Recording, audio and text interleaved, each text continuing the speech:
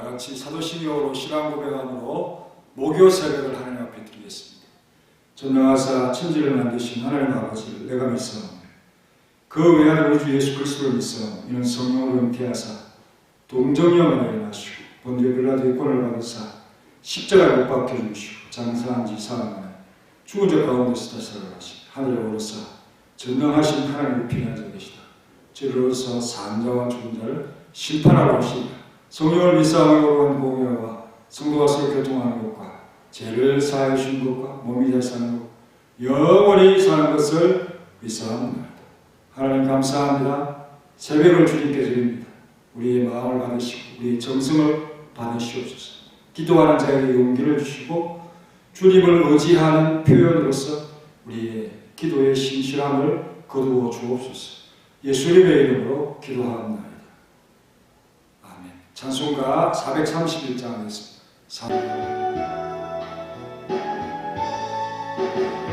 안에 기쁨 있네 주 안에 살자 주 안에 평안 있네 주 안에 살자 우라는 연기처럼 서며 떨어도 주 안에 사는 마음 기쁨 넘치네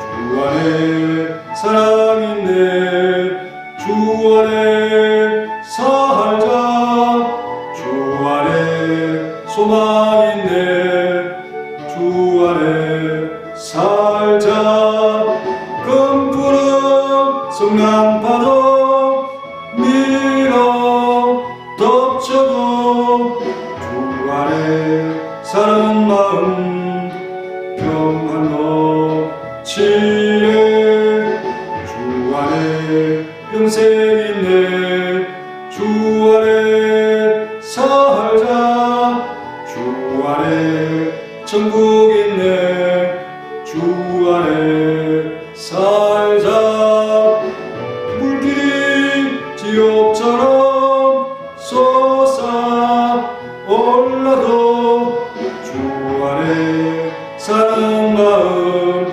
기쁨 넘치네. 오늘 돌발 퀴즈는 다니엘서 2장 49절입니다. 첫 번째 문제. 다니엘이 왕에게 요구한 것은 사드락과 가로와 아벤노고를 세워 바벨론 가로를 다스리게 하였고, 두 번째 문제. 다니엘이 근무한 곳은 다니엘은 가로에 있었더라 라고 했습니다. 이 가로 속에 들어갈 이름과 또 단어들을 아시는 분은 문자로 답을 해 주십시오. 오늘 본문은 베드로전서 2장 10절입니다. 너희가 전에는 백성이 아니더니 이제는 하나님의 백성이요 전에는 긍휼을 얻지 못하였더니 이제는 긍휼을 얻은 자니라. 아멘. 베드로 사도는 자신의 주장 곧 9절에서 너희는 택하신 족속이요 왕같은 제사장들이요 거룩한 나라요 그의 소유된 백성이니라는 이 말씀을 확정하기 위해서 호세아 선지자의 그 말씀을 한 구절을 인용하여 그것을 의도한 대로 훌륭하게 사용을 하고 있습니다. 호세아 2장 23절에 나오는 내용인데요. 내가 나를 위하여 그를 이 땅에 심고 긍휼히 여김을 받지 못하였던 자를 긍휼히 여기며 내 백성이 아니었던 자에게 함하여 이르기를 너는 내 백성이라 하리니 그들은 이르기를 주는 내 하나님이시라 하리라 하시니라. 그래서 자녀의 이름을 로루하마, 로암미 이런 이름으로 이렇게 짓도록 하시죠. 그래서 로를 떼면 그 반대의 의미가 되는 것입니다. 그래서 백성이 아니다, 백성이다, 긍휼히 여김을 받지 못한다, 긍휼히 여긴다 이런 뜻의 이름을 가지고 선지자의 메시지를 전달하고 있습니다. 호세아 선지자의 메시지의 핵심에 해당하는 구절이지요. 이 구절이 호세아 2장 23절이요. 하나님은 자기를 버리고 떠난 백성을 자기 백성으로 다시 긍휼로 받아주신다는 말씀입니다.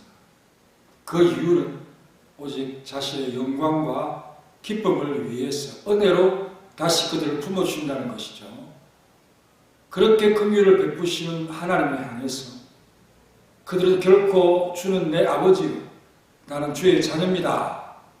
주는 내 하나님이시오니 나는 주의 백성이라는 말이 아마도 목구멍에서 나오기 힘들지 않겠습니까? 하지만 사랑하시는 아버지의 용기를 얻었어. 아버지가 나를 사랑하시 내가 용기를 내어 내 아버지, 내 하나님이시라는 말을 수줍어하면서도 계면쩍하면서도 오래전부터 품고 있던 원한은 다 씻어지고 다시 예전에 친밀했던 관계로 회복될 것에 대한 위로의 예언이라고 볼 수 있습니다. 하나님의 큰 긍휼이 아니면 이런 일은 일어날 수가 없지요. 어떻게 버림된 자들이 긍휼이 없이 그 버렸던 분을 다시 찾을 수가 있겠습니까? 너희들을 버렸지만 다시 용서한다. 이렇게 품어주셨기 때문에 가능한 일이 아니겠습니까? 호세아 선지자는 악한 자기의 동족들을 향해 하나님의 이름으로 그들은 버림을 당하였다라고 선언하고 나서 그들에게 이렇게 파격적인 장래의 회복에 관한 소망을 주고 있지 않습니까?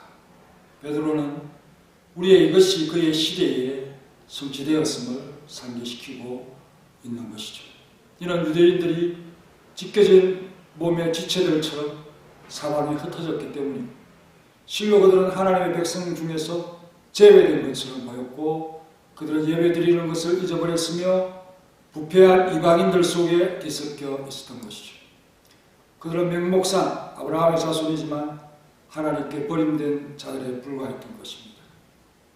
그들의 간에서는 다만 하나님께 버림을 받았다고 밖에 할 말이 없습니다. 그들에게 있어서 구원의 장점들, 즉 로마서 9장 4절에서 이하에서 말씀하시는 것처럼 그들은 이스라엘 사람이라 그들에게는 양자됨과 영광과 언약들과 율법을 세우신 것과 예배와 약속들이 있고 조상들도 그들의 것이요 육신으로 하면 그리스도가 그들에게서 났었으니 그는 만물 위에 계셔서 세세의 찬양을 받으실 하나님이시니라. 아멘. 됐습니다. 이렇게 그들은 장점이 많았지만 버림을 받았다는 거죠. 로마서 3장 1절에도 그런 적 유대인의 나음이 무엇이며 할례의 유익이 무엇이냐 이렇게 묻고 나서 2절에 범사에 많지만 우선 그들이 하나님의 말씀을 맡았습니다. 이게 가장 그들에게 유익되고 나음이었다. 하나님의 말씀을 그들에게 먼저 주었다. 여러 가지 영광, 언약, 율법, 예배 약속, 또 예수님께서 혈통적으로 그들에게서 낳은 것, 이런 것들이 다 그들의 장점인데 이런 모든 것들을 잃어버렸다는 거죠.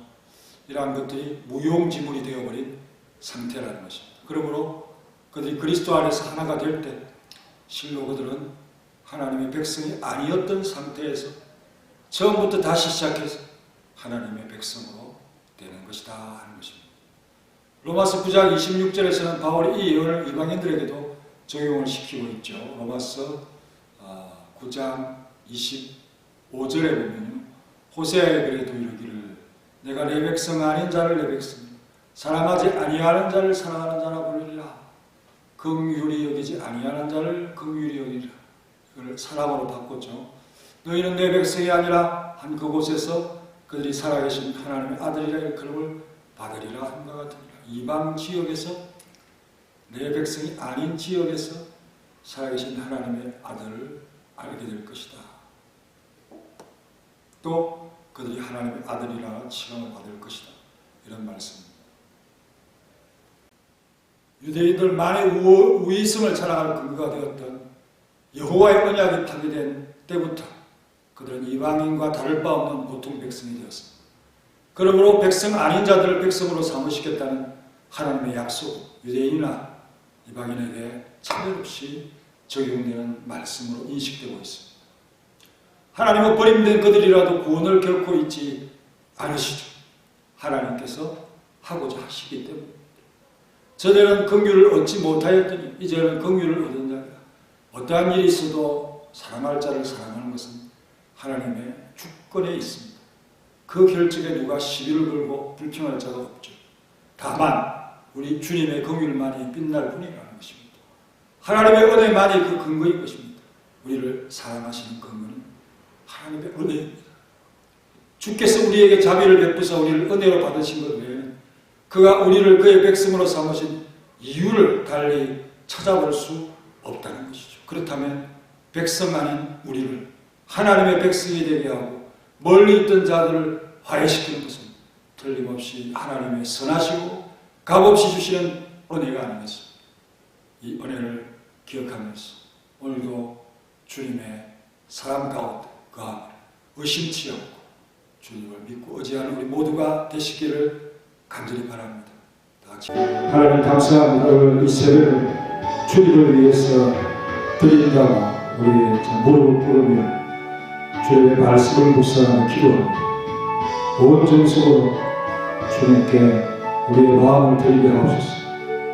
버림된 자에서 하나님의 사랑과 긍휼을 입는 자로 바뀌어져서 이 은혜가 얼마나 큰지